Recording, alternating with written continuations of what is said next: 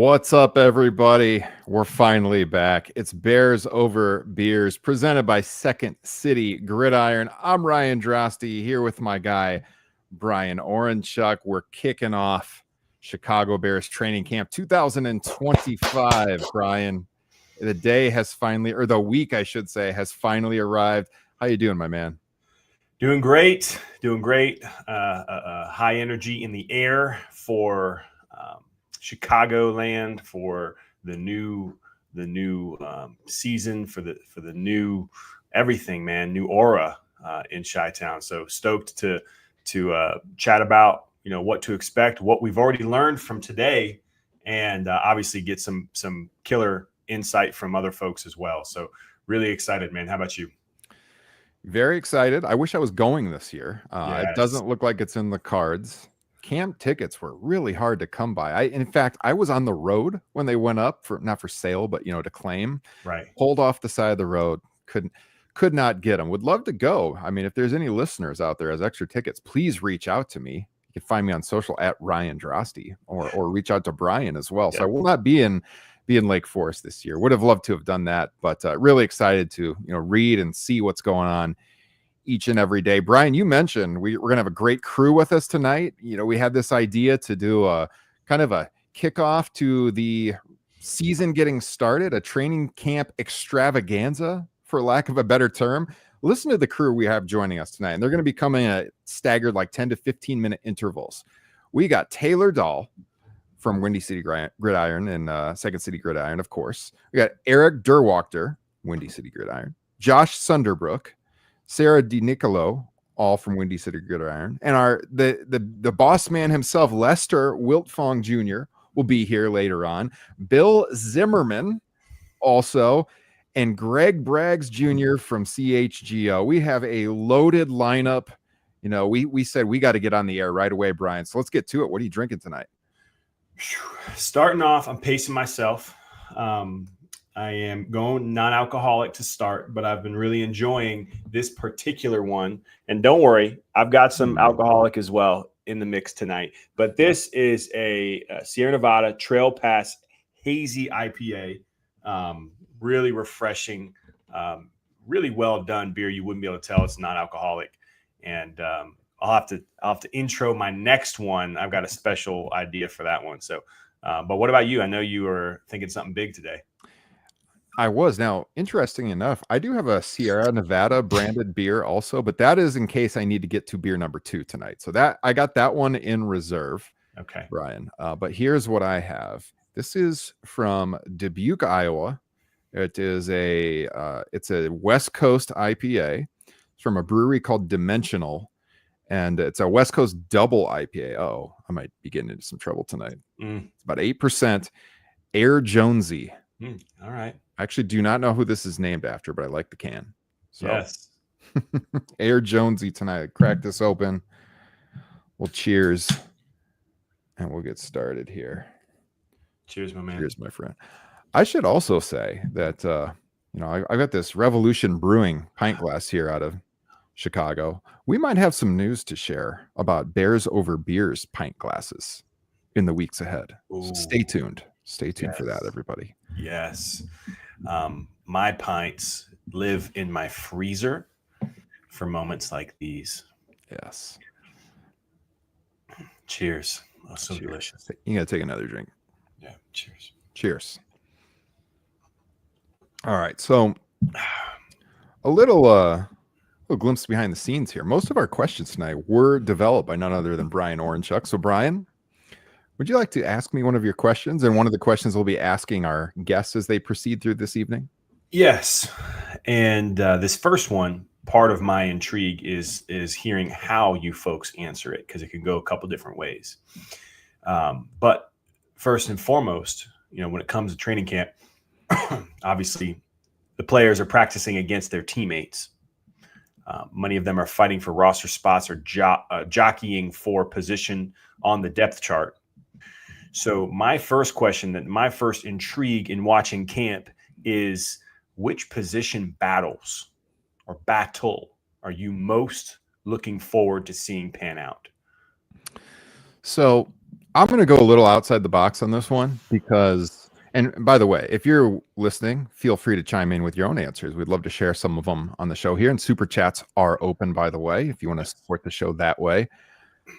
I think most people are going to say left tackle right, for this one, right? And I'm not going to lie, that is one of my most anticipated. We got, you're saying 3 guys, but I mean, really, when it comes down to it, it's probably 2. And that's going to be really intriguing. But I'm going to throw it a different direction for you here. I am very interested at what could happen in the battle between Tyrique Stevenson and Terrell Smith. Because, obviously after last year, Tyrique has a lot to prove, I think. And he's got to prove to the new coaching staff that he's got his head in the game, and things like what we saw last year are not going to happen. And Terrell Smith is a guy who I have really enjoyed watching. This guy out of Minnesota. I think every time he gets playing time, he delivers. Yeah. In fact, Bill Zimmerman, who's going to be joining us later, he pointed out in an article recently on Windy City Gridiron that Terrell Smith has got a higher PFF score than Tyrique Stevenson. So I'm really intrigued there. Smith, a third-year man, has got some stuff to prove. Could he take over the starting job? So to me, that's where I'm looking. Nice. Yeah, I could see that for sure. And it seems like, you go back to the LT spot, if you listen to Ben Johnson's presser yesterday, he was very clear. It's open competition. And one of the reporters asked if Braxton having experience gives him a leg up. And Ben was basically like, you would hope that his experience is an asset that he can use, basically. But it's an open competition, right? They're looking at and they're judging what they do in practice, today. And so I think that same mentality is likely going to be across the board, including cornerback. It's a clean slate. So the boneheaded stuff that Tyrique did and anyone else did last year, that's in the past. They're moving on. So I agree. I think that might be a kind of an unsung position group to watch. I hear you there. I'm going a different angle. I almost settled on our guy, Austin Booker. I'm really excited to see how he handles the offseason and training camp, and if he can step up in a pass rush, maybe a second D end role. However, what I'm most interested in watching is, and hearing reports on, is when the pads come on, that interior offensive line versus the interior defensive line. So that position versus the other is what I'm fascinated by. We've not had an interior OL as strong as we have this season, since, gosh, I don't even know when. Maybe it's got to be since the Super Bowl 06, yeah. And our DTs also got stronger, and so I'm really excited to see them battle it out. And Javon Dexter, if he can continue to ascend with obviously higher competition in front of him. So that's what I'm really excited to see is can they keep the pocket clean for Caleb, or does that D line give them some lumps? It's going to be intense, I think. Really looking forward to it. I like it. Bryan, I think maybe the way we should do this is kind of chime in with our thoughts on one of the 4 questions with our guests as we go. So we just covered the first one, and I think our first guest, maybe we can ask her that question, and then we can chime in the second question when she answers that one. You think that's a good plan? Because we're already running behind schedule. Yeah. We don't want to make these wonderful people wait in the green room too long. Yeah. So let's bring them on. Let's bring them on. So our first guest tonight, she covers the Jacksonville Jaguars down in Florida. But of course, you would know her here on this channel from the wonderful Making Monsters show on Second City Gridiron. None other than the legend herself, Taylor Dahl. Taylor, welcome to Bears Over Beers. Hey, guys. How you doing? We're good. We're drinking. Yeah. We're good. It's football season. We're ready. Yeah, welcome. Thank you. You have anything in the glass tonight, Taylor? So I'll be honest. I'm hydrating because it's about 100 degrees in Florida, and I have to be up at 7 a.m. for Jags camp. So my world's it's a little bit different for me. It's also almost 9 o'clock here, and I've been going since 7 a.m. this morning. So I'm hydrating and getting ready for the Florida sun tomorrow. Yeah, good. That's acceptable. That's acceptable. Yeah. A little H2O. Yes. So Bryan, ask Taylor the question that we just started off with. We just answered this one. This is kind of the first question on our list for the training camp extravaganza, Bryan. Go ahead. And it can go, however you interpret it, Taylor, but, really excited to see how camp, pans out for different position groups and whatnot. Curious what your top position battle to watch is. Yeah, so I feel like the obvious one for most people may be that left tackle, because now we've heard that between Kyron Amagaji and Braxton Jones, and then obviously Ozzy Trapillo too. That one is fascinating to me because I want the offensive line to be a lot better than what we've seen, and we're expecting that already with the moves they made this year and on the interior. But you want that left tackle to be the left tackle of Caleb's future. So if we're able to establish that pretty early, I think that's a good thing. But I'm going to shift a little bit, and I'm going to go over to the secondary, because I'm very, very interested how Dennis Allen kind of runs and navigates the secondary, because I think we've seen glimpses of a lot of the guys back there, but maybe not full potential. And so I'm very I'm intrigued with that across from Jalen Johnson battle. And I know Tyreek Stevenson, we had the moments last year. There's been a lot of ups and downs in his career, and when he's been out, I personally think that Terrell Smith, who I learned his nickname being Tea Time, came in and did a very good job. And I'm interested to see what Dennis Allen does with that, because everybody I've talked to about that Dennis Allen defense, he's a secondary guy, so that's important to him in general. But also, once we get some pass rush going, which we hope improves this year too, and especially on the interior, that does open up a lot of opportunity for the secondary and the corners in general. So I'm interested to see what that looks like and how that shakes out, because I do think whoever is opposite of Jalen Johnson always gets picked on, and that's just how it's going to be, because people avoid JJ.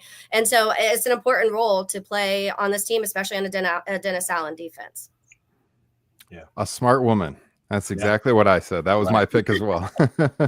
Yeah, that's a good one. Okay, so switching over to offense then, what player are you most, aside from tackle, would you most kind of be watching on offense this training camp? Like battle-wise in general, or just somebody that I think?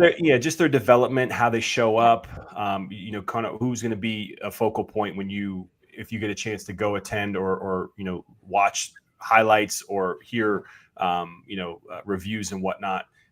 Who's someone that you're really not concerned, but going to be focused on? Yeah, I think mine's going to continue from somebody I was already very interested in and excited about last year, and that's Rome Odunze. I love Rome. I was very, very avid, and I was very vocal about how I would take Rome over Marvin Harrison Jr. and Malik Neighbors last year, and people were like, "You're insane." That's just how I felt. I think when you get somebody who can do that 50-50 ball, the contested catches, the way that Rome did. And we saw glimpses last year of that. He actually, I think, was like the third highest in contested catches in the NFL last year. We saw the toe taps on the sideline. All of those things are, I think, so important to adding just a little extra oomph to an offense. Right. And there were, again, ups and downs. There were moments where him and Caleb were definitely not on the same page. And so you hope that has taken a next step. I do blame some of that on the scheme. Some of that was just, I felt like everything going on in Shane Waldron's world was a little funky. But I do think that year 2 Rome could be really, really fun to watch. And especially because you have already seen glimpses of that chemistry between him and Caleb.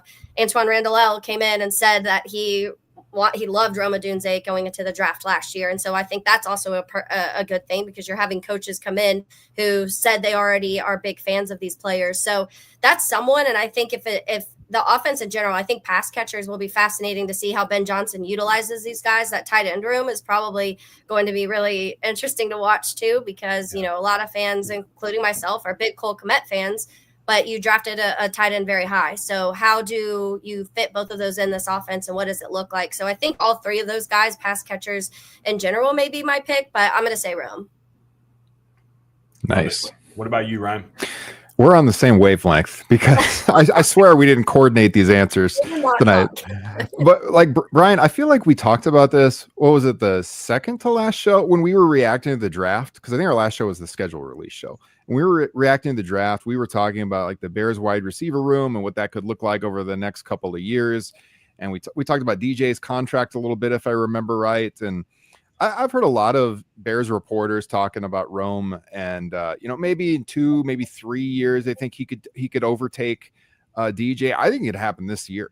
I think he could be the clear-cut number one guy on the Bears offense, number one receiver this year. So to me, it's going to be really fascinating because I felt he was, some of it was him and Caleb not being on the same page. A lot of it was the offensive scheme. I think, you go back and you watch the tape of Rome last year, and like his route running was very good. There was times when he was open, they didn't give him the ball. I think with a better offensive coach behind him this year, I think Rome's going to be a major, major factor in the offense. So I'm watching for him to have a breakout year this year. Yeah, love it. Love it. Love it. So I kind of pivoted on my answer. I was kind of going back and forth, hearing that Colston Lovin is ready to go. Obviously, he's going to ramp up a little bit, but he's physically ready to go for camp, and expects to contribute, starting the season. I'm really intrigued by that. But my answer is Roschon Johnson. Not drafting a running back high like I had hoped and a lot of people hoped. I'm very excited about Kyle Monangai. I think he's going to be a stud, as far as a dependable, ahead of his time as far as pass blocking already, sound fundamental football. But the door is wide open for Roschon. And Lester has written about this. There's been a lot of pieces about this to step up into a Jamal Williams type of role for Ben Johnson. And I saw a clip today. I don't know if you guys saw that, but he one-handed caught a swing pass. Yeah. And then it was what he did after that really caught my attention for Rome. He had a really agile spin and then a quick cut on a defender that even in flag football, he wouldn't have been tackled. And so for a guy that's almost 230 pounds, to be moving like that, catching like that, who we know he's a short yardage, guru. I'm really excited to see how he does in camp if he starts getting more touches with the ones and how he does when pads come on, because I think he could have a sneaky huge season. Yeah, I like it. I think that video too, like he looked faster, and I'm like, I don't know if it's just the way that video was filmed or what, but I was like, whoa, Roschon. And yeah, I think we know the importance of running backs in a Ben Johnson system. So I think the running back room in general, to your point, is easily could be taken pretty easily. So I think Rojo's looking at it as this could be my job by the end. Yeah. Could be that running back one. And I did a podcast recently with Brett Coleman, who does he does stuff with EJ Snyder. They break down a lot of film for bootleg football. He was mentioning that too. And he was he kind of pounded the table for Roschon and this being his year too. So a lot of people are talking about that. Yeah. Awesome.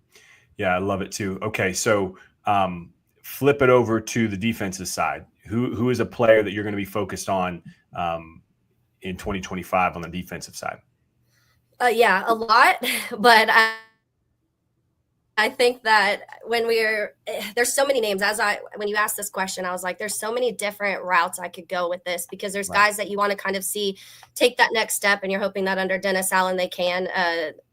Tremaine Edmonds is one of those that you've seen, so what Tremaine Edmonds is capable of, and I feel like we just haven't been able to quite see it in Chicago. But I think for me, and I kind of had two answers because I wanted to say one that's been on the Bears and then a new addition. But my new addition, I'm going to say, is Shamar Turner. I am very excited about what he can do. And I know it's probably a rotational role in the beginning. We'll see but one thing about him is he's played everywhere on that defensive line. He was one of 4 players in college football the last 3 years that had over 200 snaps at every single position on the defensive line. So that's obviously, you can put him wherever. He's going to be able to be a dominant player. But all of his sacks, or the large majority of his sacks, all came from the inside. That's something that we've needed to see a lot here, and we haven't had a lot of here of that interior pressure and how much that helps guys on the outside.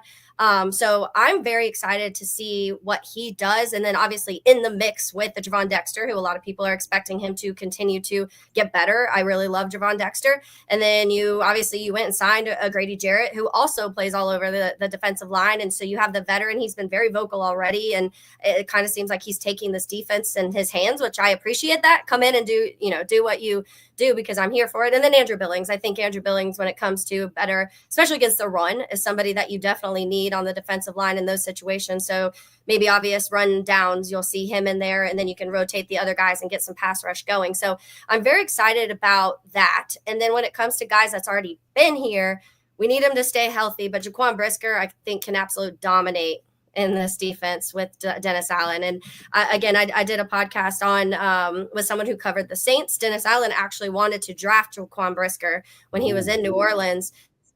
The Bears took him one pick ahead of the Saints pick, and then the Saints ended up going Alontae Taylor. So it's he's very familiar with Jaquan Brisker, is a big fan of Jaquan Brisker, knows how he wants to use Brisker. And we've seen when Brisker is healthy, he can be an absolute force on the field. So those are two guys that, number one, stay healthy, Jaquan, because I think you make our secondary a lot better. But that under a Dennis Allen defense, I think we'll just see absolutely sail. Yeah. Love it.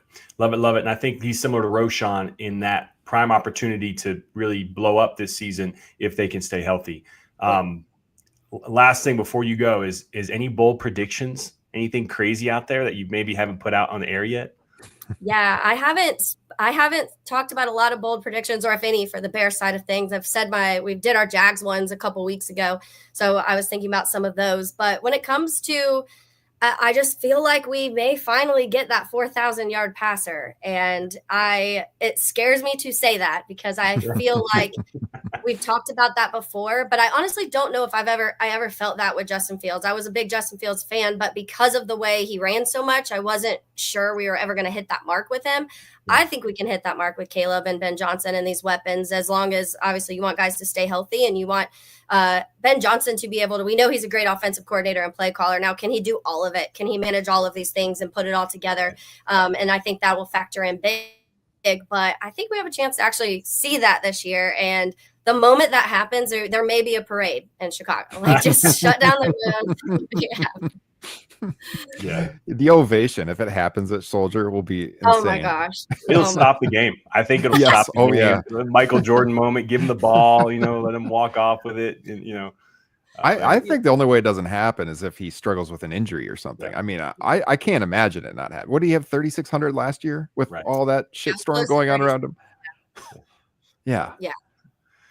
Nice. Well, T-Doll, thank you for joining us. You've been burning the candle at both ends now that football's back, but I know you're loving it, girl. So thanks for joining us. It's a blast. We'll have to have you on for a full episode and recap some of this stuff. But I love your takes, love everything about what you're doing, and also from Jacksonville. So it's been fun to see your coverage there, and it'll be fun to see these two young and improving teams, kind of grow up alongside each other. So thanks for coming on. Yeah, I was joking today at Jags camp where I was like, they've both done so much this offseason. If they both suck again, like, I'm cursed. It's me at this point. It's your problem. You have to pick a new team. Yeah. All right. Thank you guys so much. Yeah, thanks, Taylor. All right, bye-bye. All right. We're going to keep this rolling. He's been waiting in the green room a little while. I like the punctuality out of our next guest. Let's bring him on. He is from Windy City Gridiron as well. Mr. Erik Duerrwaechter. Erik, get the drink ready. You're coming on stage. How you doing tonight, sir? Oh, I'm doing spectacular tonight, gentlemen. Nice. What do you got there? We got a Tuscher Pilsner from all the way in Nuremberg, Germany. Oh, my goodness. And it's I am stepping my game up tonight. A tall boy, a German beer on a summer night, and we're a month away from Oktoberfest. So quick news, or not news fact, but real fact check. Oktoberfest starts in August, for those that don't know. So I'm getting a head start on the game. I love it. I'm like 3/4 German, so I appreciate that. Cheers, sir.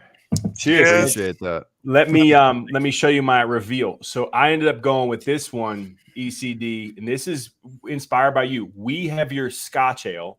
Aha. Okay. The heavier is because of what we noticed that you pointed out in the weight enhancements from our defensive linemen.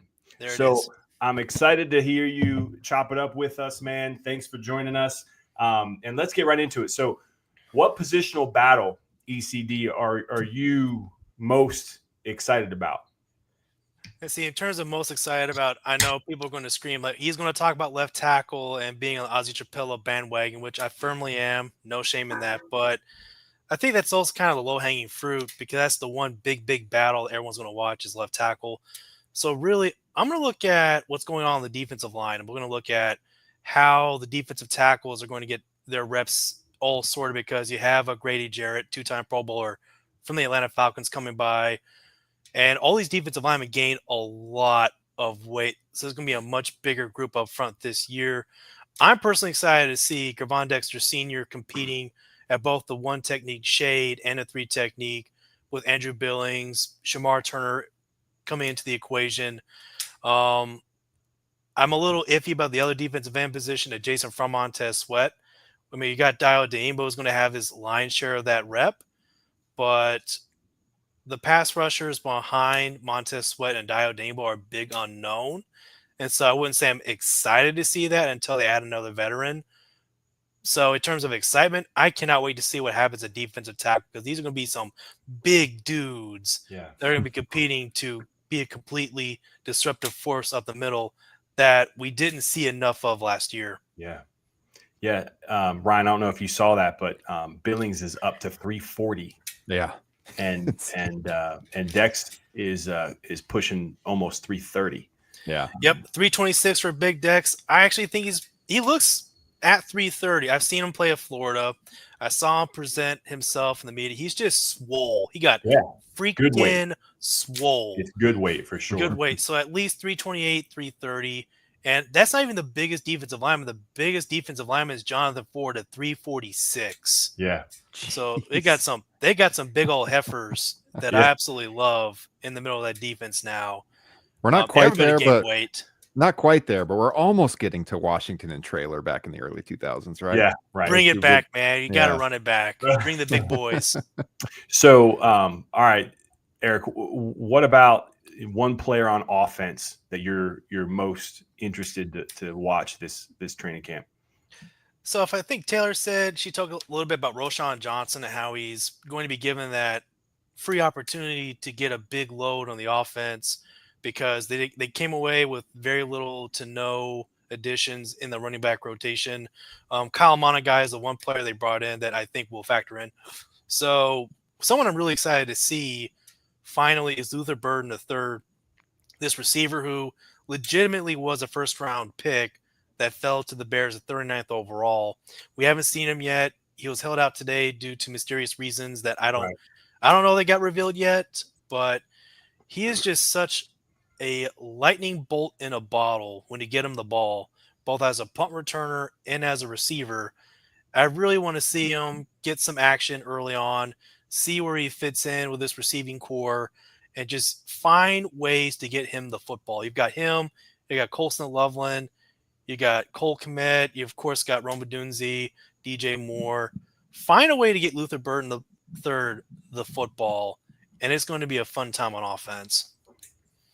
Yeah, I don't know if you guys have heard. I'm sure you have. A lot of people are speculating that because of his ability with the ball in his hands, that we're going to see him in the backfield some with all those weapons out wide. You know, Ben Johnson getting creative and getting him a lot of carries. I would love to see that too. But yeah, he first got to kick that mysterious whatever it is and get on the field. What about defense for you? Let's see. I'm a big Gervon Dexter Sr. fan dating back to when he went to Florida. He started off so hot last year, 4 sacks in 5 games. He dealt with a knee injury all last year, what a lot of people don't know. And he just, after that 5th week, really wasn't able to get into that rhythm. We saw then Andrew Billings went down. So Gervon had to man both the shade, the 1 tech and the 3 tech. I mean, it was a big workload for a guy coming into his 2nd year, relearning the defensive tackle position. So I'm excited to see what he does now with a whole new look. You got a legendary defensive lineman coach and Bill Johnson that's going to really supervise the whole development of the defensive line. I really want to see where he's at this year. This is year 3, the big year for Gervon Dexter Sr. He's going to play alongside Grady Jarrett. And then another player I really cannot wait to see on defense is Kyler Gordon. Gets a big contract. We've already been told by Dennis Allen we will see Kyler Gordon not just at nickel. We will see him in the boundary corner. We may also see him at safety. Right. So we're going to see Kyler, man, everywhere in that secondary. I won't be surprised if he does get a long look at safety because you look at what happens next year. Both Jaquan Brisker and Kevin Byard III are on the last year of their respective deals. So you may see a long look at Kyler Gordon playing safety. You may also, depending on what's going on with Jalen Johnson or what happens with Tyreek Stevenson, you may see Kyler Gordon get a little bit of a long lead at the boundary corner. Yeah. So he's going to play everywhere in that secondary.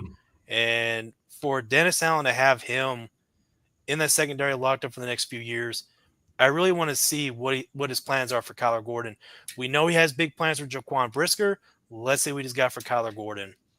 Yeah, I'm with you. That's actually my answer, Ryan. I don't know if you got to answer that one. What player on defense you'll be watching? Yeah, I mean, I could cheat and go off of my answer to the first question and say Terrell Smith, because I will say that one of my answers I was toying with for your last one about, bold prediction is I do think Terrell Smith is going to overtake Tyreek Stevenson, maybe even by week 1. We'll see.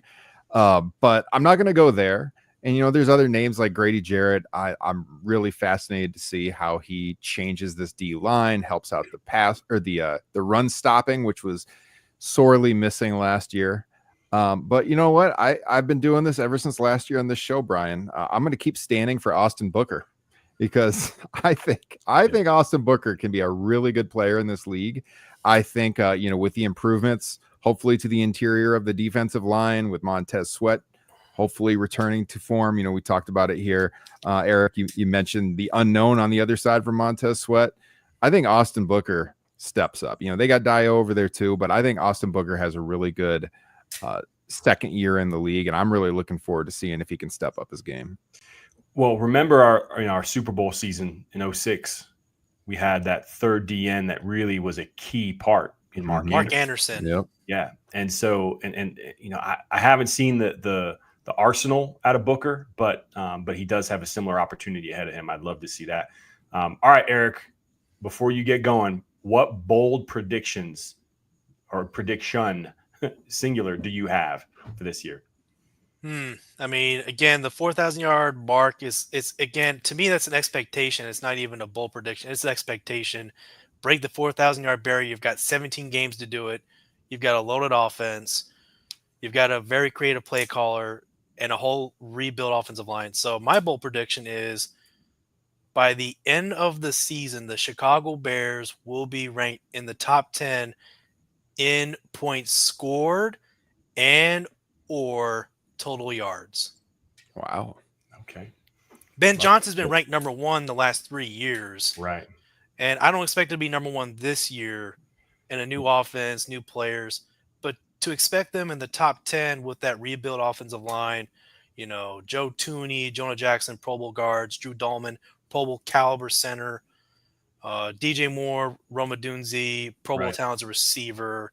And then you got a young quarterback in Caleb Williams, the tight end group between Colson Loveland and Cole Kmet, probably the best skill group on paper the Bears have had in a long time. And like you mentioned, Brian, probably the best interior offensive line the Chicago Bears have had probably since, you could say 2006, but a little bit more closer. You could also say 2016 when you had Josh Sitton, Kyle Long, and a young Cody Whitehair at center, if I'm not mistaken, that year too.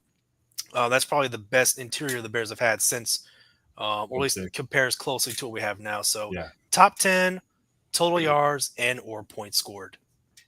Nice. I like it. Erik, thank you, man. Appreciate you jumping on with us tonight. Packed show, but always good to have new guests on, and hopefully we can get you back at some point during the season. Absolutely. We'll see you there. All right. That is Erik Duerrwaechter. You can find his stuff over at Windy City Gridiron, of course. And we got another guest joining us now, also from Windy City Gridiron. He is none other than Josh Sunderbruch. Josh, welcome to the show tonight, sir. How you doing? Doing great. How are you two doing? Doing very well. Football season is upon us. We got a beer in hand. Do you have anything in the glass tonight? Got some whiskey. That's an Aberlour 12-year. Okay, nice. I don't drink beer, but I love whiskey. So I've been trying to get into whiskey more and more, so I appreciate that. That's nice. Well, if you want to know, if you want some suggestions on where to start, okay. My brother is a beer guy, and I'm trying to draw him over to the whiskey side as well. Come to the dark side. Exactly. Nice. Very nice. Bryan, hit him with the questions, sir. Yes, Josh. So you've had some time to mull this over. So I'm eager to hear your answers. We've had some good back and forth over the years, but what would you say is the one position battle that you're most looking forward to watching pan out this training camp? Left tackle. Ryan Poles has drafted an offensive tackle every year he's been GM. He got lucky or he found something in Braxton Jones, Darnell Wright, arguably a swing and a miss with Amagaji. And then you've got Ozzie, who I actually love. I think he's a clear left tackle. I have no idea why people thought he projected as a right tackle. I think he's obviously suited to be a left tackle in the NFL. And so I think that having 3 contenders for left tackle is just nice for Chicago Bears. I would say that there's a realistic scenario where Chicago has 1.5 starters at left tackle, where there's a guy who's a clear starter. There's a guy who's a swing who you can trade later on if some other team gets desperate, or you actually just have Chicago concept weird here. Depth on the offensive line for a change. Yeah. Now, Bryan, this is allowed. I checked the rules. There's nothing forbidding the Bears from having depth.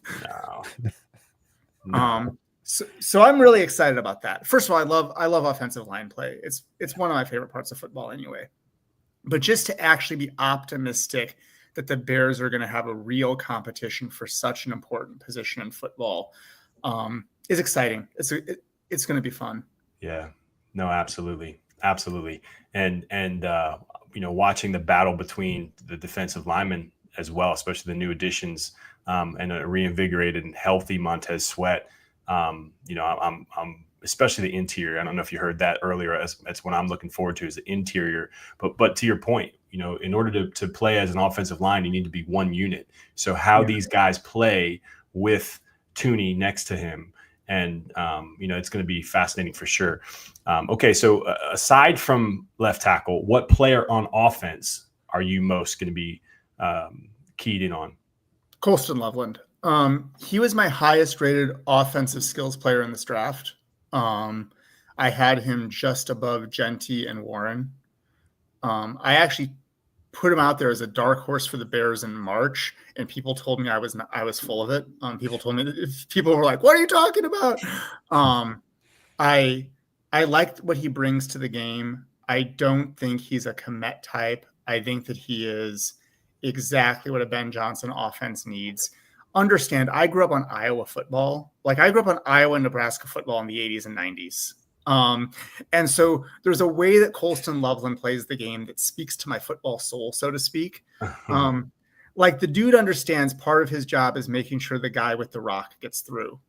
There was some knocks on his blocking, but it's almost all on his pass blocking. On his run blocking, the kid's got game already, and he's only 20. So I really want to see Colston Loveland come along. I think that he's a weapon in the pass game. I think that he's going to provide some extra punch in the running game. And I know Ryan Poles says this, and I feel terrible quoting Ryan Poles because it sounds like I'm a shill for him, but he plays football the right way. Loveland clearly wants his team to move the rock. And if he is involved in the play, like if he's actually like catching, great. But if his job is to buy somebody else a quarter of a second, he is every bit as sold on that. And so I really want to see that, and he's 20, right? I really want to see his journey he hasn't grown into his body yet. Right. That dude's probably got another 10, 15 pounds to fill in without losing any agility. Right. So I really want to see that journey. Yeah. Josh, I kind of lit up when you said you grew up on Iowa football, and I know Bryan noticed as well. I'm an Iowan and also grew up on Iowa football, and early 90s probably is when I started watching them too. So I know exactly what you're saying. Yeah, exactly. Yeah, I was really excited to hear how far along he was health-wise and going to be able to start camp sooner than later. And I'm there with you. I think it's going to be super exciting. How about on defense? So I'm torn because if you just go off personality, Shamar Turner totally won me over with his press conference. Like the kid is just infectious. Yeah. He is just completely completely infectious in the energy he brings. But if you're just talking about a guy who I think is going to need to step up and pay dividends in Dennis Allen's defense, it's going to be Kyler Gordon. I mean, I did the math, and Kyler Gordon is actually slightly ahead of schedule for the production he gives a defense if he were a first-round draft pick, and he's a second-round draft pick. It says something that when people were trying to sell people that the Jahdae Barron was in fact going to be worthy of a first-round pick, the comp people came up with was Kyler Gordon for him. So if you think about that, this is a dude who is drafted in the second round who's being used as a justification for why somebody is worthy of going in the first round. I think Bears fans kind of take that for granted.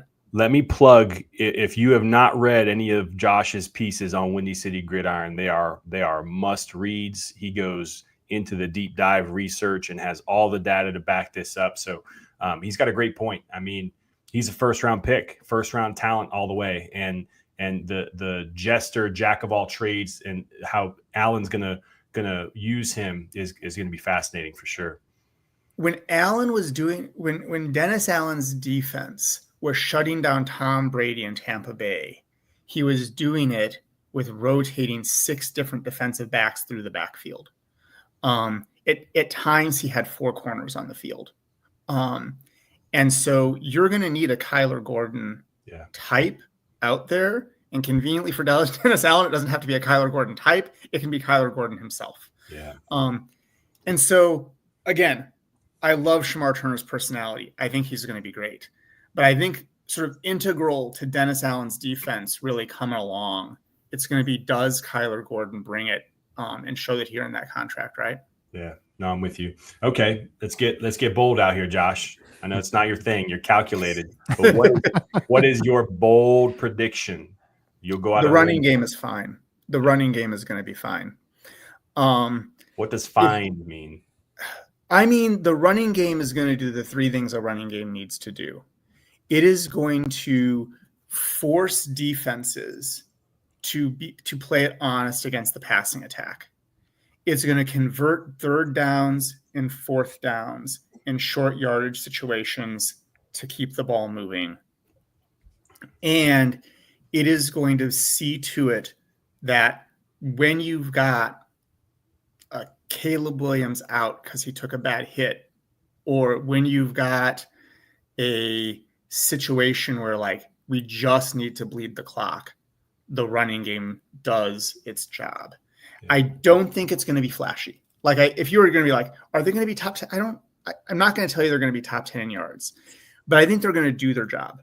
And a playoff team needs to have components that do their job. And I think this running game, you already talked about it. The rebuilt interior offensive line is going to be huge. Right. So much of the yards that were left in the dirt last season were honestly because the offensive line couldn't get push. Yeah. I don't think it's possible to say enough bad things about the way Eberflus and company ran the offense. Like I could start now and we'd already be past the opening game of the season before I ran out of things to complain about. We drank a whole lot of whiskey along the way. Yeah, I was gonna say I need more than the 1 bottle I have, by the way. Yeah. But I do think that people are worried about the running game, and I would have loved it if they would have picked up, if they would have picked somebody up early on. But I do think that the running game is going to get the job done. I think that there's enough quality there to move the ball when the ball needs to be moved. And I think that Ben Johnson is going to cover up a lot of warts. And I think that the rebuilt offensive line, and I've already plugged Loveland, so I'm going to say this here, like a good tight end can make a running game really pretty in a hurry, right? And so I think that all of that is going to see to it that the fear that the running game is just not there. It's not going to be what it would have been, if there would have been one of those round 1, round 2 talents taken. Fair. Right. But the ball's going to move. Yeah. Yeah. Love it. All right. Good stuff. Great to have you, Josh. Awesome. Good talking to you guys. Yeah, Maybe we Have a can great night. bring you on later this season and make it Bears over whiskey. We'll see. We'll see what happens. Bears over bourbon. Cheers. Maybe Cheers. it comes off the tongue a little better. Yeah. Cheers. We're cool, guys. We'll Have a see you good one. again, Take sir. care. Take care. All right. We got them lined up. We got another guest right here on the line. She is one of the newest writers, I believe, to Windy City Gridiron. You can check out all of her work over there. You can follow her on Twitter at the Chicago Sarah. She is Sarah DiColo. Sarah, I'm sorry if I butchered your name. Welcome to the show tonight. No, you actually got my name right. So usually people pronounce it wrong. So Okay. All right. Nice. Well, are you drinking tonight with us? yes, so I have myself a glass of wine, Moscato. So Nice. I like it. Cheers. Cheers. cheers. Cheers. With a Jay Cuddy jersey, right? It's a Kyler Gordon jersey. Oh, love it. Nice. Better. Yeah, he's been talked about a good bit already tonight. So Yeah. um, I actually won it in a giveaway. So that was really awesome. what? Nice. Very That's nice. super awesome. Yeah. So you've heard a couple answers so far. But curious to hear your thoughts. And welcome to the team, by the way. Really excited to have you and the perspective you bring. I'd love for a little intro on to the audience for one of our newest writers, and then which position battle would you say you're most eager to pay attention to this training camp? Yeah, thanks so much. I'm super excited to be a part of the team and to be here today. My name is Sarah. I started getting involved in the Bears community through Twitter with like the past couple years, and heard there was an opening for for a writing position, and just shot my shot, and really excited to have the opportunity to write for Windy City Gridiron. I grew up in Chicago. I live on the East Coast now, but and I really look forward to the upcoming season. And then as for the, top position battle, I'm sure a lot of people have already said this, but obviously the left tackle starting position, I'm definitely interested to see, what Trapilo can do and how all of that plays out this season. So. Yeah, absolutely. That's a good one for sure. We need some good offensive line play in Chicago. Okay, so staying on offense, what player aside from left tackle are you kind of going to be focused on the most this training camp? Yeah, so I for my response for this one, I was thinking Kyle Mungungai. I probably butchered that. Looking from Rutgers, that's all we need. Yeah, but he, obviously he fell to the, one of the later rounds. I wasn't like super happy that the Bears took that long to address the position, with hoping they were going to address that sooner. Me too. But obviously, the running backs they were trying to take kept getting taken right before them. Yeah. But after we drafted him, I started seeing a bunch of like his highlights coming out, and they looked really promising. And if our offensive line is as good as it is on paper on the field this season, I think that the running back position is just one that we can keep our eye out on, and definitely interested to see what he can do. So yeah, love it. Yeah, if he can do that pass blocking and break some tackles, make some plays in preseason, that definitely would give me some assurance as well. Okay, how about defense for you? I'm a little biased, but Kyler Gordon. Nice. Obviously Dennis Allen has made, some comments throughout the offseason just about that, how he's a valuable asset to our defense, calling him like outstanding, his talent, and obviously his versatility as well. I loved him last season, and I can't wait to see more of him this season, and really hope that he becomes a centerpiece for our defense. Also potentially seeing him in a different position, competing at outside corner or, even safety. I know that there has been some chatter about that. So yeah, I'm really, really excited to see what he can do this season. Same. That's been a common theme that tonight is how Dennis Allen's going to deploy the versatile Kyler Spidey man. Okay, here's your chance. First public bold prediction, Sarah. Which direction you're going to go? All right, I'm not going to go too bold here. I don't want to, be like, oh, we're making the playoffs this year, because I was kind of doing that last offseason and then ended up being really disappointed. So, I'm sure I'm not alone in that. But we did it here too. Yeah. That's why we drink on this show, Sarah. Yes, that's why we drink on this show. Halfway through this season, I just remember feeling like so depressed, like not even an exaggeration. I was just like, how did we get here? Like this past off season looked so promising and it just did not play out the way we wanted. But anyway, so my bold prediction is that the team is just going to commit less, pre-snap penalties. And I think that if we're able to do that, that will, go a long way, just because that there would be, we would get the ball going and like get some momentum building up, and then it would be like, boom, pre-snap penalty. And then all that momentum we just built up for sure is gone. So, I think that especially with Caleb, going into his second year, I think that we really need to, really capitalize on that, on that momentum, because I think that's when he really gets in his rhythm. Yeah, fully agree. And it did a lot to just slow down and stunt the progression last year for sure. Yeah. I love to see it. Yeah, it was awesome.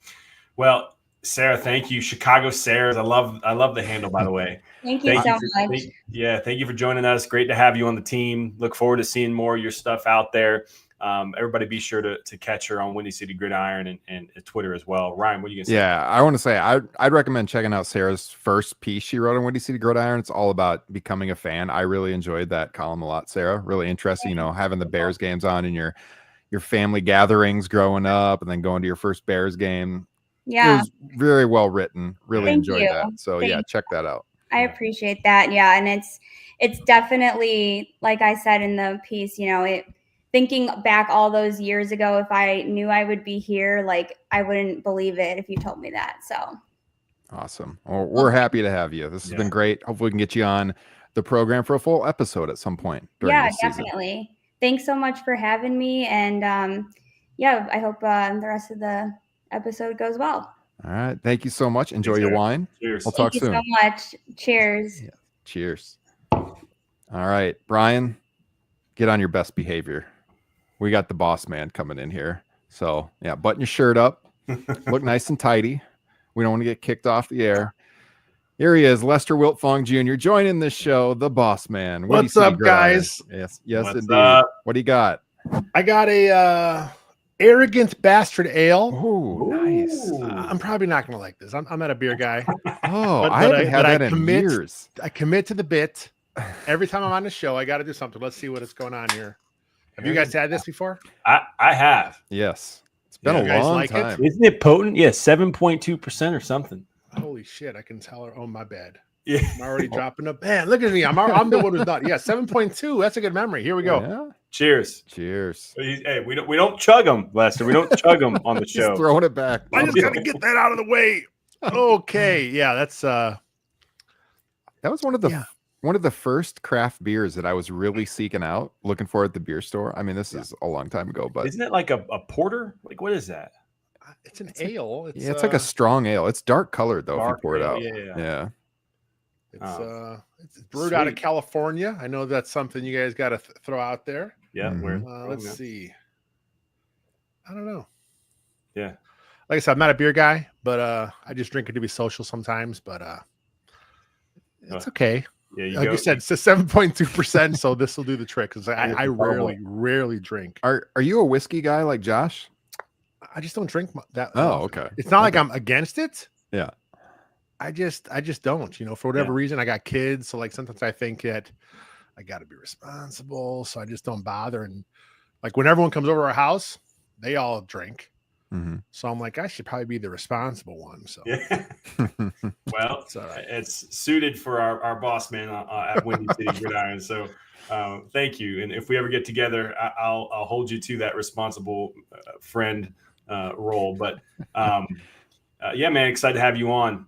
Curious to hear your thoughts on these two. So which position battle for you are you most looking forward to watching this training camp? I'm sure this got a lot of buzz from people. I heard Sarah's answer. It's left tackle. I love the O-line as it is. And Right. just, look, I love Braxton Jones. I think he's a very good football player. He's got his limitations, right? But he understands those limitations.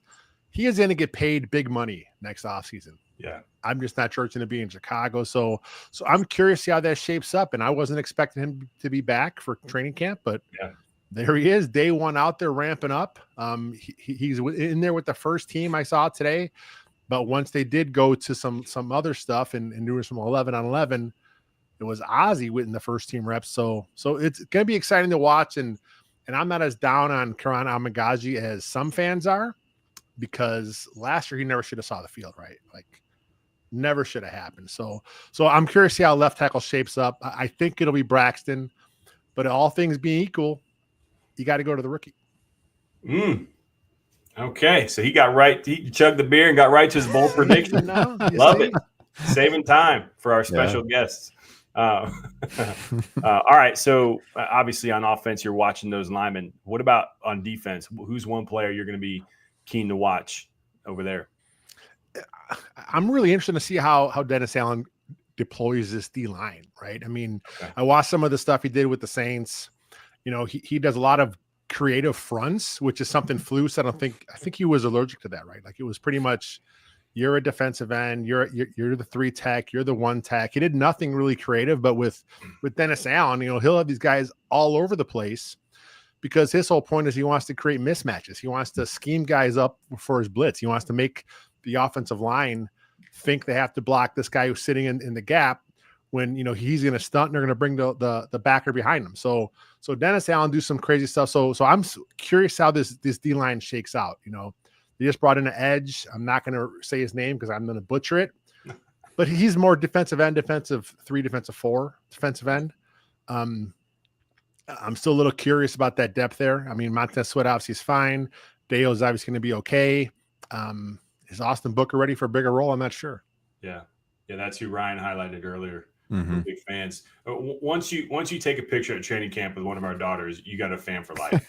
I'm biased. He was so nice to my daughter that I'm Austin Booker all the way. He's gonna have the breakout year. It's got to be Austin Booker.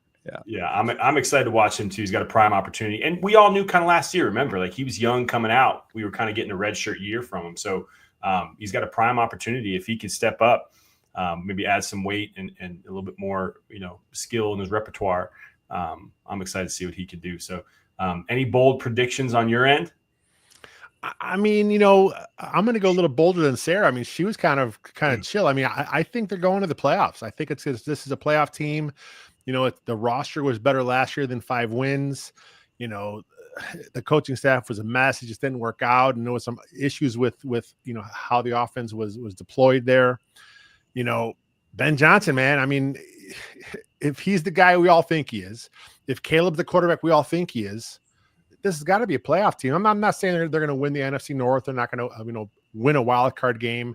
But I think year one in the Ben Johnson era, this has got to be a playoff team. I like it. Love it. Are we going to do our bold predictions right now, Brian, or do you want to wait? Save those for the end. You got a couple more guests in the green room waiting to jump on. All right, we'll wait. Wait. All right. Yeah. Well, thanks, Lester. Appreciate you jumping on, man. It's fun. We're gonna have you on more this season for sure. Yeah, for sure. Let me know, guys. I'm always around. I'll get a nasty beer and I'll drink it on your show anytime you want. Yeah. You feel free to ask for recommendations. I mean, you just go for it. I love it. Well, if I could find an old school Zima, yeah, I'm good, man. But they stopped making them. They came out for like a limited edition. They're gone again. It's like, come on. Zima. Now that is an incredible reference. That was my drink back in. I love the Zima. It's all good. I remember being a teenager with people trying to get a hold of those. See, There you very go. very tasty. A little shot of grenadine, Yeah. and you're good to go. I'm pretty sure you can still get a Sprite at any grocery store you're around. So Yes, I know. And Zima is not a White Claw. The flavor profiles are completely different. I'll just throw that out there. yeah, that's true. Fair enough. Love Fair it. enough. Well, no judgment on us. There's no judgment-free zone. You can go I got non-alcoholic, an ale today, so I'm good. arrogant Very bastard. Which Look at that. Bottoms up on the arrogant bastard. What a man. Oh, it's horrible. you got to finish it though. I am going to finish it. Send a pic on Twitter with you of a finish, please. He's like laying on the ground. Obviously, Can man, beside him. 7.2%. Forget about it. Nice. All right, Lester. We appreciate it. Thanks for joining Anytime, us. fellas. Have a good rest of the show. All right, Appreciate it. thank you. All right, I think Bryan, we're bringing on these two together. Is that the Yeah. plan? Yep. All right, I will introduce them one by one. So first of all, for our last segment tonight, we have a well-known host here on Second City Gridiron, who we all admire. I'm very comfortable in saying the host of the Bears Banter podcast, Mr. Bill Zimmerman. Bill, welcome to the show. Speaking of arrogant bastards, how you guys doing? Ah, How long you been sitting on that joke? You just wait. Well, since Lester said the beer. I love it. Love Were it. you able to conjure up anything, Bill? What are you drinking tonight? Yeah, so I did come up with a beverage. So I just got back from vacation. The refrigerator is empty. There's like nothing in it. Grocery orders coming tomorrow. So I was caught a little off guard, not being prepared. So I threw together a little something from the bar, which is it's Frangelico and Chambord. If you've never had them together, it's fantastic. It's nutty but a little sweet. It's probably supposed to be a shot, but I turned it into a beverage. It's a lot better that way. It's vacation beverage. Nice. This arrogant bastard getting fancy on us tonight. That's right. Love it. I love it. Nice. Well, all right. So I guess we almost forgot. We got to intro the next guy. Bring him on. This is the second time he has joined us here on Bears Over Beer since Bryan and I took over the program, at least. He is from CHGO Bears, none other than Greg Braggs Jr. Braggs, welcome back to the program. I see your, what did you just say, Bill? What, my drink or, No. arrogant bastard? What's that? Arrogant bastard? I said, I'll see your arrogant bastard by raising you with the narcissistic bastard. Well, since Braggs is here, can I say go Houston Cougars? Hey, you can have last year. We'll take this year. Thank you very much. Oh, that's low. That's low. The alcohol is It's kicking always in. low when I talk to Braggs. I gotta give him a shot. Yeah. Braggs, what do you have in the glass tonight? Are you drinking with us? Well, I'm not. I know this is a beer program, but as you guys know from the last time I was on, I'm a whiskey guy. Thank you very much. We're not giving free plugs out here, but I will cheers you guys to the start of training camp and the start of football season. Thank you very much. Right here, bottoms up. Oh, yes. Cheers. Cheers. Look at that. That's a man drink right there. Cheers Crown Royal, bottoms up. Love to see all it. day. See it on your face. All right. Oh, well, welcome, fellas. Bill, let's start with you, man. So what training camp battle are you most looking forward to watching pan out this season? Well, I mean, look, I think left tackle's the position that everyone's going to be watching. I think that's going to be one that's close to watch. But I assume that's already been brought up. So I want to give you guys something different. And for me, the one that I don't hear a lot of people talking about that I think might actually be interesting in this training camp and in preseason is Olamide Zaccheaus and Luther Burden. I think that has some potential at wide receiver 3 to be interesting. I think everyone just assumes Burden's going to be the third wide receiver, and he might be. But, he's been banged up. He's got some soft tissue with things going on. And I don't think the Bears had a plan to draft Burden or draft a receiver early. I think it just kind of fell into their lap. They're like, we just can't pass on this talent, because I think they signed Zaccheaus with the idea that he was going to be their third wide receiver. This guy is a really talented player. He doesn't mind getting dirty and blocking and doing the things that Ben Johnson really wants to do. He's really good in space, especially around the line of scrimmage. I think he is a talent. And I don't think this is one of those things where if Burden wins the job, it's going to be Rome and DJ and Burden plus the 12 personnel. We know they're going to be in a bunch, and Zaccheaus won't see the field. I think they're going to make sure Zaccheaus is on the field. And I think it's going to be interesting to see if Burden isn't really in tune in the offense and ready to go. And we'll see what happens, obviously, in July and August. I think Zacchaeus could open the season as the third receiver and be getting more offensive snaps than Burden. So that's one I don't see a lot of people talking about, but I think it might be one to watch. Yeah, kind of like Lester led in with his battle to watch and led into kind of a bold prediction. That's kind of a bold prediction, as far as what a lot of fans are talking about.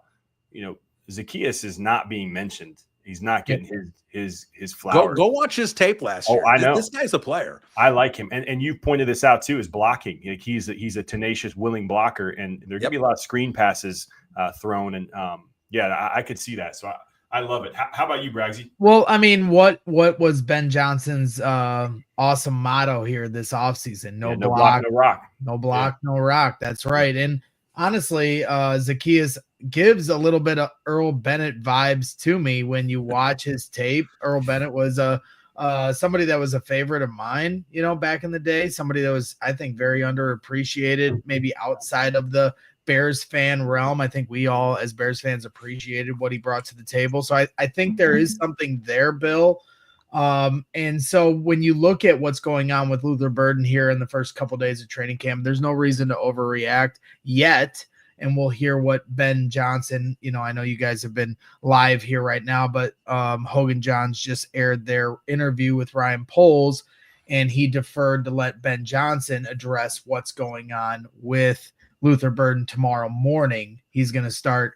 It seems like I guess the process will be Ben Johnson speaks before practices here for training camp going forward. So tomorrow morning, I think you need to look out for what he has to say in that regard. But I do think it's not something that you need to overreact from as Bears fans, but I do think it's notable when you look at the way Ben Johnson and Caleb Williams and some of these guys have talked about Colston Loveland, who didn't participate in off-season programs, and Luther Burden didn't either. But you come to practice, or you come to the press conferences yesterday before they get to practice, and they're just throwing flowers at Colston Loveland for his work ethic and what he's been doing at House Hall and trying to recover. And we're not really hearing anything from Luther Burden. Again, not trying to stir anything up, but I just think it's notable, and let's see what happens, and let's see what Ben Johnson says tomorrow. Luther Burden is a premier talent. So if he can get right, whether it's health, I'm assuming it's health, I better be health. Yeah. And if it is, then when he gets right, everybody wants to compare him to Jamison Williams. Well, Jamison Williams had gambling issues and had other issues where he's suspended from the team. I think that Luther Burden can find his way to being an impact player a lot faster than Jamison Williams was with the Lions. When you have Antoine Randall, a guy that will be under his tutelage, I think there's a good chemistry there. But let's let that play out here for the rest of August, and we'll just have to wait and see. If we're not going to go for the low-hanging fruit on what we're looking for at training camp for position battles, I think you already kind of saw it a little bit today with who's going to be that third cornerback, right? Terrell Smith didn't get first dibs. You got some guys that honestly we're not familiar with as Bears fans as getting some of those first-team reps. So I'm very curious with Jalen Johnson out for the next couple weeks, who's going to be the guy that takes that baton? Zay Frazier's another guy that just didn't practice because of injury or otherwise. We're going to, I guess, find out with that tomorrow as well. And as much as we give credit to how good this secondary looks on the front lines and on paper, when you get past Jalen Johnson and Tyreek Stevenson, who's going to be your outside cornerbacks? I don't think they want to put Kyler Gordon on the outside. I'm not saying he can't do it, but they just paid him the top money in the league to be your nickel corner. And I think when you look at Dennis Allen's defense, I think he's also going to – they mentioned a couple months ago that he might throw him out at safety a couple times. Yep. So he's going to be this hybrid type potentially in this defense. So who's going to be the guys that are on the back line behind Tyreek Stevenson and Jalen Johnson on the outside as cornerback? And that's something that I'm really going to be looking at this year. Yeah. That's a good one. How about you, Bill, on defense? Look, I'm going to be right there with Braggs. I'm going to bring up Tyreek Stevenson specifically. I like how Braggs put it. with the outside corner situation. But look, Tyreek Stevenson to me forget the Washington game. This goes beyond the Washington game, which we all know about. Tyreek Stevenson did not have a good season last year, as far as I'm concerned. I really thought he was going to take what was a pretty solid rookie campaign and take a step up. He didn't. I don't think his head was in the right place for a lot of the season. Even the thing against the Lions where he did the little cheap trip on Jameson Williams and stuff, that bothered me. So I think Tyreek Stevenson, with probably tighter reins, different defense, I think he's going to be an interesting guy to watch, because I think the situation here is Dennis Allen's defense should fit Tyreek Stevenson really well, and he should be able to excel and have a great season this year. If he doesn't, how does this impact the corners? I know we all sit there and say Smith's the guy, but Smith, with the way he plays in zone and stuff, he may not. That was more of an Eberflus corner. I don't know if this is a Dennis Allen corner. I'm not sure how he fits in this defense. So, like Greg said, we're getting a lot of different people in here that's going to be more of Dennis Allen's type of guys. We may see something surprising happen where maybe someone gets traded or they make some moves or something to get a secondary that does exactly what Dennis Allen wants to do. So I think that's interesting. I think Tyreek Stevenson has an opportunity to really take like multiple steps forward this season and really solidify that secondary as an elite group, especially the corners, once Jalen gets back on the field. But if he continues to not have the right mindset, whatever it is, if he's still making mental errors on the field, how does this play out? I think is really interesting defensively, because I think when you look at a lot of the other positions, like, look, they've got the third linebacker. Everyone wants to know if Edwards or Edmonds goes down, who is getting out there. But, no one I'm going to trust. I'll be honest there. But in terms of who they have as starters, you have to at least trust the linebackers, even if you don't think they're great. The interior defensive line has some really nice depth, and it is there. Obviously, they're weak in the depth at edge. And you're curious if maybe they're going to sign someone to beef that up. Probably depends on how Austin Booker looks here in the next couple of weeks. But to me, I think a lot of that is settled. But the question to me really is not just specifically the secondary, but specifically those corners. And I'm going to look at Tyreek Stevenson. Yeah. How about an offense for you boys? Bill, you go first. You want me to go first this time? All right. On the offensive side of the ball, because I'm a bit of a nerd. I was going to say Roschon Johnson because I'm a Roschon fan, but there's a lot of things going on there in the running back room, and we're going to see how everything plays out, because I think Roschon has a chance. And I'm not saying it's going to happen. I think he has a chance to have a Jamal Williams type season that he had in Detroit. Not that good where he had like 18, 19 touchdowns, but a between the tackles guy, especially if DeAndre Swift and Ben Johnson, still aren't on the same page, because clearly they weren't in Detroit a few years ago. But for me, I'm looking at backup interior offensive line depth, because I'm that big of a nerd. This is what I look at. We know the trio that's starting there, and they did a great job beefing it up. But the one thing, this is one that, I criticize Ryan Poles a lot. Everybody knows that. But Ryan Poles, I thought, did a great job with interior depth last season on the offensive line. And that's what saved the offensive line from being a complete and utter train wreck. Because people sit there and talk about Coleman Shelton and Matt Pryor. Well, Coleman Shelton and Matt Pryor were not slated to be starters. Right. That was Ryan Bates and Nate Davis. And when those guys, Bates couldn't get on the field, Nate Davis didn't want to get on the field. So when those guys weren't there, those two stepped up and at least made the offensive line functional. It was still bad, but it would have been the worst offensive line in the league had those guys not played well. When you look at it this year, Joe Thuney is getting older. He never misses games, but he is getting older. Drew Dahlman, he's missed quite a few games over the last couple of years. Jonah Jackson's coming off injury. So these guys aren't Iron Man guys that you're just going to expect 17 games out of. Who's coming in after them? Like, is Doug Kramer the backup center? I don't trust Doug Kramer. Newman, I don't think Newman has the strength right now to be an NFL offensive lineman. I think he's probably a practice squad stash. Is it going to be McFadden? Is Ryan Bates going to be able to stay on the field? Who are going to be the guys where if one of these guys goes down, that they can step in and hopefully keep this offensive line functional? That to me is something that I have a lot of concerns about on offense. And look, you can't fix everything in one off season. And obviously that offensive line needed a lot of work. They did what they could do. And I think they did a great job, especially using trades and not just doing free agency where there just weren't enough guys on the interior. But how is this offensive line going to settle? You're probably looking at 2 guys that you need on the interior in terms of backups that are going to make the original 53. You could draw out of those interior options, you could draw 2 names out of a hat, and I'd basically say, okay. Like, I don't know how, Bill Murray's another one. I don't know how this is going to play out, but I think it's going to be important because I do think a couple of those guys, at least one of them, is going to start 3 or 4 games this season at some point. Yeah, that's fair. And for me, that's why I was somewhat disappointed that they weren't able to bring Matt Pryor back in some regard. He certainly was a Swiss Army knife for these guys as a backup and was thrown into the fire with, the fiasco that was Nate Davis. Thank God we don't have to deal with that this summer here at training camp.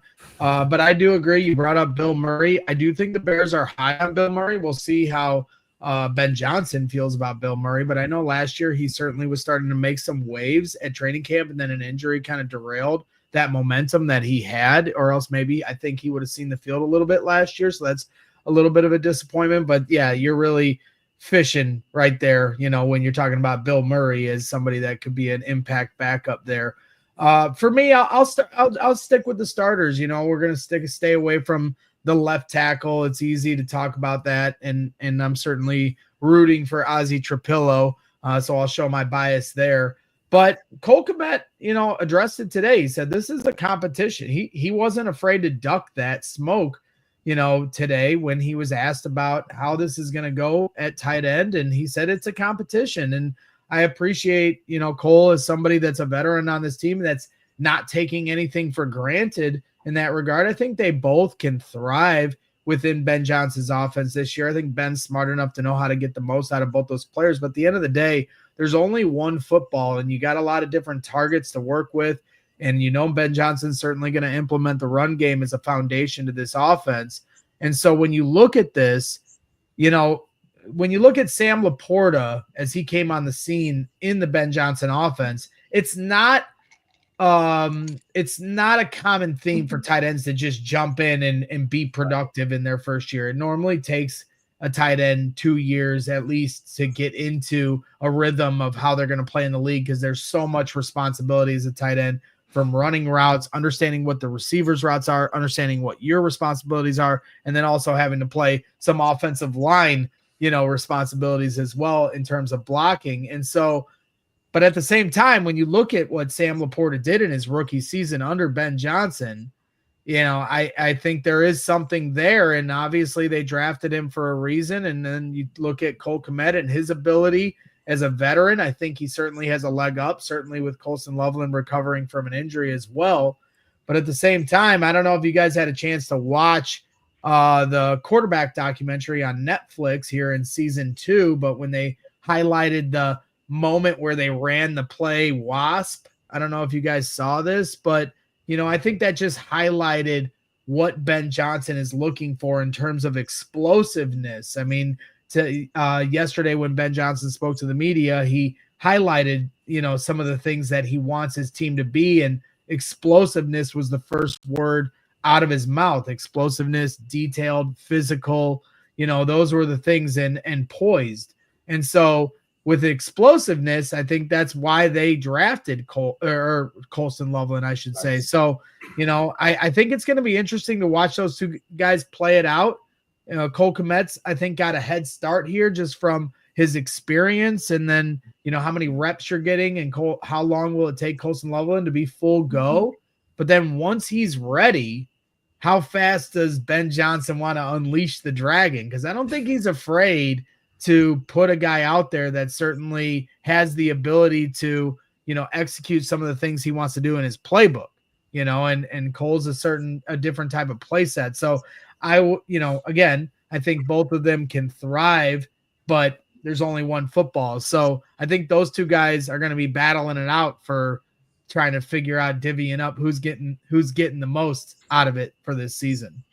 Yeah, that's good. And a lot of people are assuming 12 personnel is going to be at a higher rate this year than maybe any other team. I know the Lions, I think, were second last season running 2 tight end sets.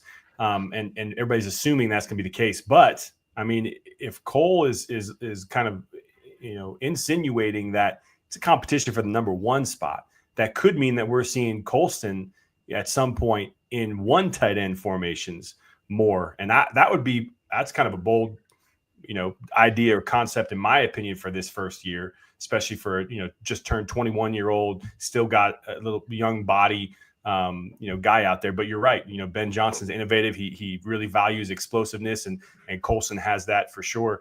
And he's an underrated blocker, as has been pointed out on tonight's show. So what would be, though, your bold prediction for this season that plays out in training camp and beyond, would you say, Braggs? Man, that's a tough question. I mean, haven't even gotten to practice yet. Open practice, first one is here on Friday. And, I'd be certainly stretching to try to come up with a bold prediction right now. You might just need to take another swig because it's been a while. Yeah, I mean, I can if you like. I mean, throw back the crown. I don't want to fake it. I don't want to force it. I mean, like I said, I think these are the things that are notable. I don't mean to try to, dodge the question, but at the same time, I just think it's, I think that I would just be lying if I tried to come up with something. So, I'm not, I don't think I'm really in a spot. I haven't seen this team in person yet. So, I'm always going to call it straight in that regard. I think there's certain types that'll, try to have a take, but until I see these guys in person, I think that is something that I don't really want to reach until I see it for myself. And, I'll check back with you guys in a couple weeks. If you guys want, when training camp's over, I certainly will have many predictions, and some of them probably won't work out, but, I don't know. I think that's a tough question. So I really don't know where to take it with that. All right, Braggs, are you going to be getting to the open training camps, almost every single one of them? Because didn't last year you go to like every one of them? Yeah, I mean, obviously with closed practices, credentialed media is going to be there, and in the open practices I am able to get to. So those will be the ones that I attend. And if anybody's out there, obviously I'd be looking forward to sitting with you guys in the bleachers. So I know how hard it is for fans to get there, obviously with our outlet and some of the different avenues we have with what we're trying to do. I obviously have a different opportunity of being able to get out there, and I'm grateful for that. And I certainly understand, and I feel for the fans that aren't able to get out there. So certainly not something that I bang my chest about, because I understand so many fans don't get to have the privilege that I do to get out there. But obviously I'm trying to cover the team. We're doing post-practice shows and we're doing different things. So I definitely will be out there for every open practice. And if you're there, I can't wait to see you, and maybe I'll buy you a drink. You never know.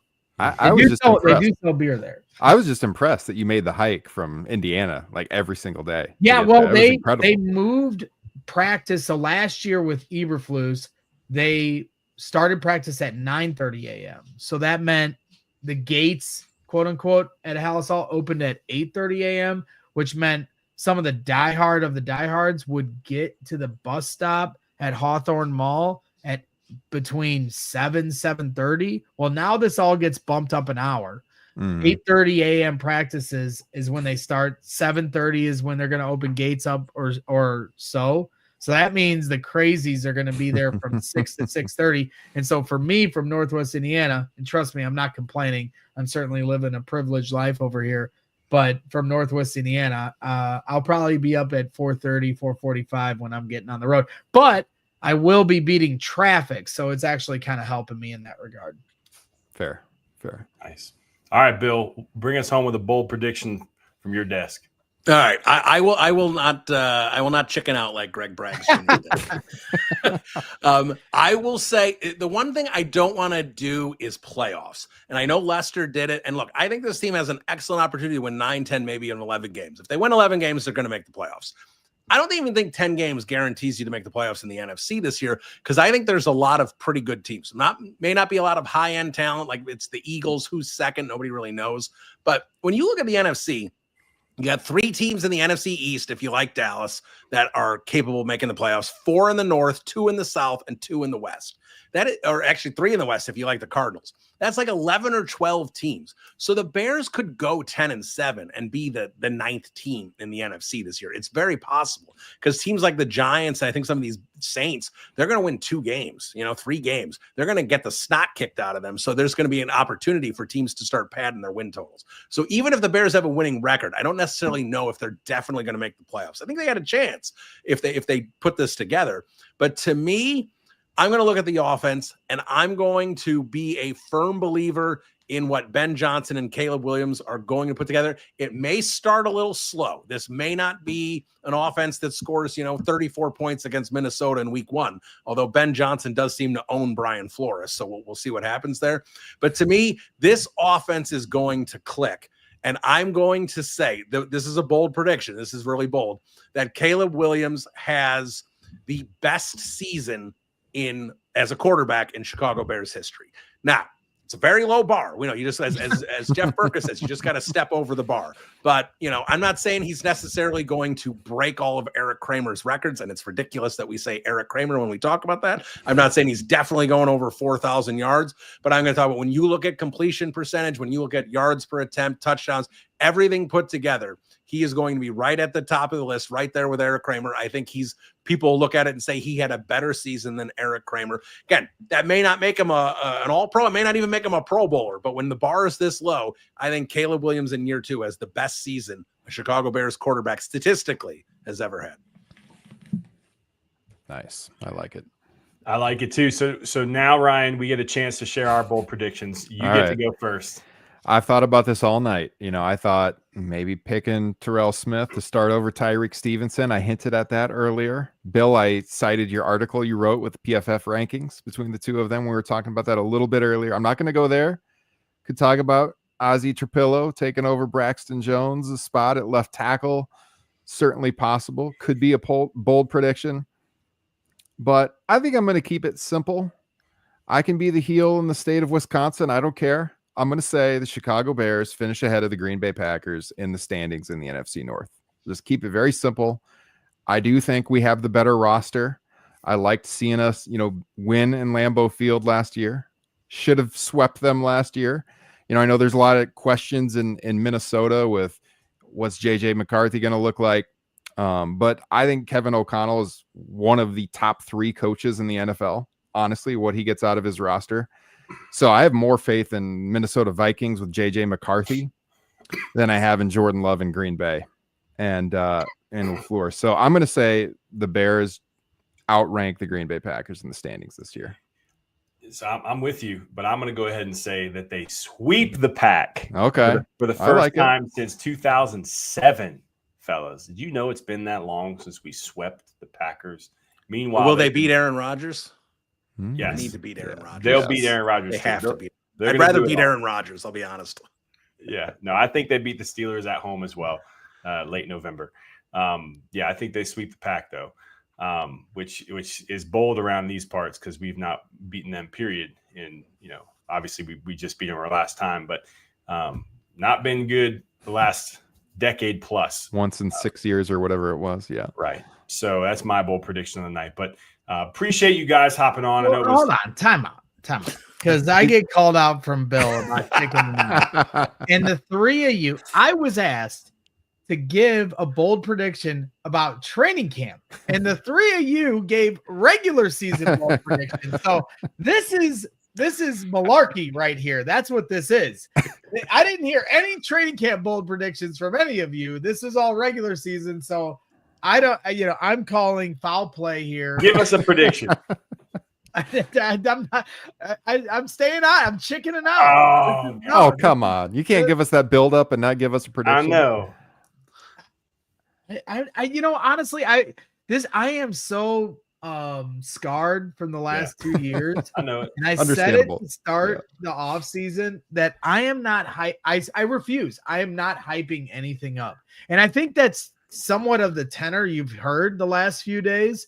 I honestly feel like this team kind of went off of what they did last year with Hard Knocks and, the pomp and circumstance of, Caleb and Rome, 2 top 10 picks coming in and all this hype and hope and, the bottom kind of fell out on this team.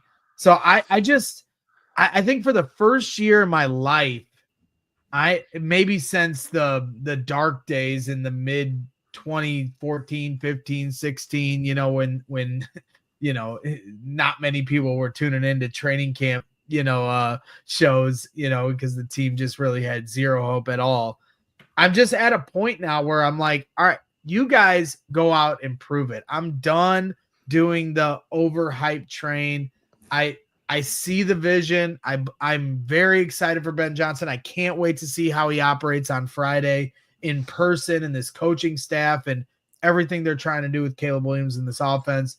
But I just think that I've kind of grown out of this off-season Kool-Aid, this training camp, just lose my mind, say things out of my ass, and that's where I'm at right now. I want this. It's almost like a superstition. I don't want to jinx it.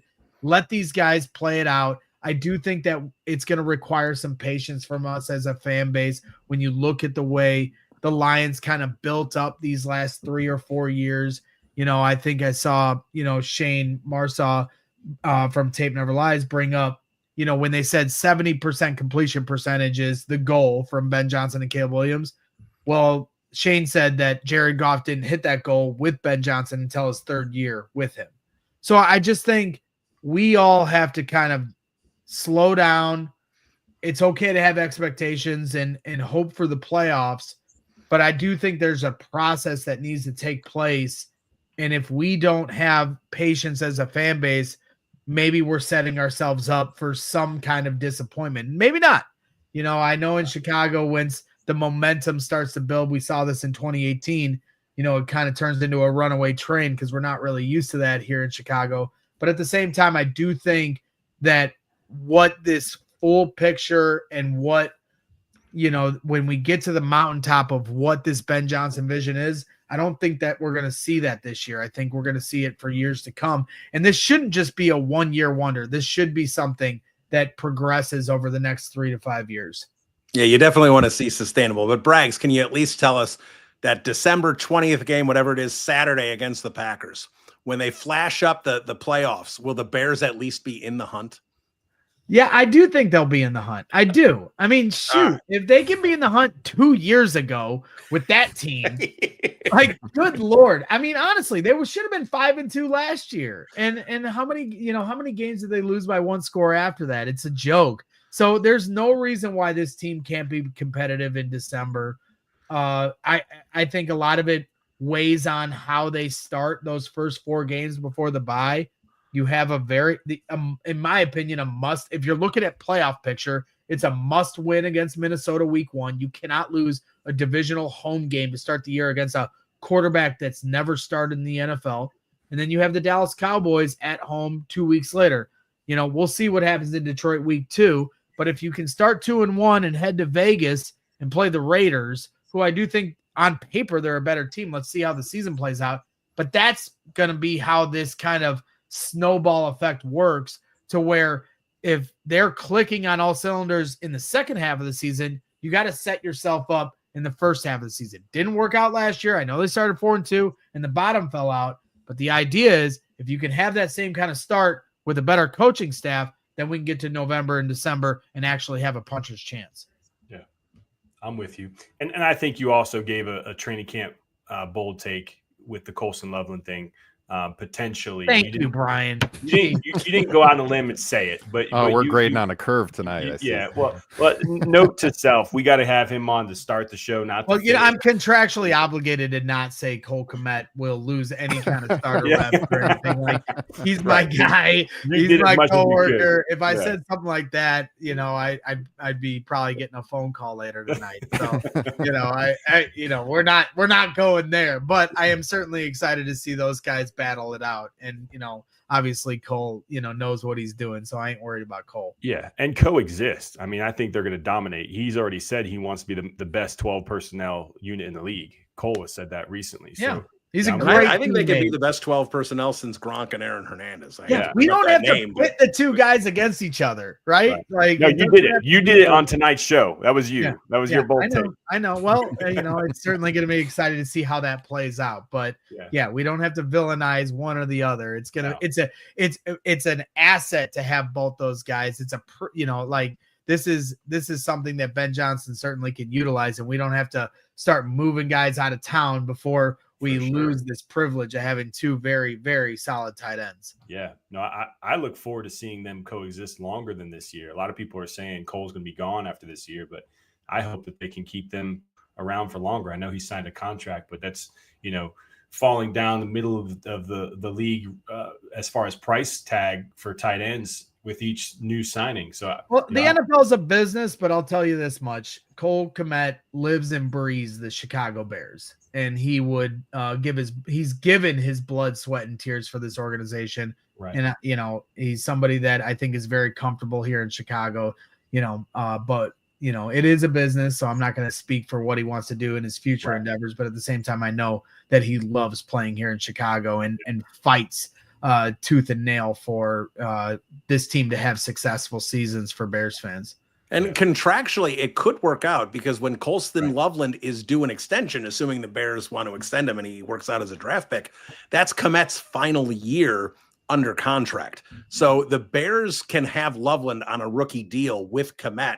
And then after 3 years, if they want to let Kmet walk, or maybe at that point, Cole's willing to take a much more reduced contract, maybe they're able to keep them together. I don't think that Cole Kmet is definitely gone after this season, like a lot of Bears fans seem to think. Yeah, agreed. Nice. Awesome. All right, guys. Well, hey, we appreciate you joining this extravaganza. We've had a long guest list tonight. We're coming up on an hour and 40 minutes on the air, so we should probably wrap up things. You can check Bill Zimmerman, of course, out here on Second City Gridiron, Bears Banter, fantastic program, and Braggs, CHGO Bears. Appreciate you guys. No, appreciate you. Absolutely. Sorry, Bill. I didn't mean to steal your spotlight here. I know I talk a lot. So. Anytime I can share the mic with Greg Braggs, I'm happy to do it. You're one of the few that would say that. I know. And then I get to take a shot at Purdue. Yeah, that's true. Can't lose.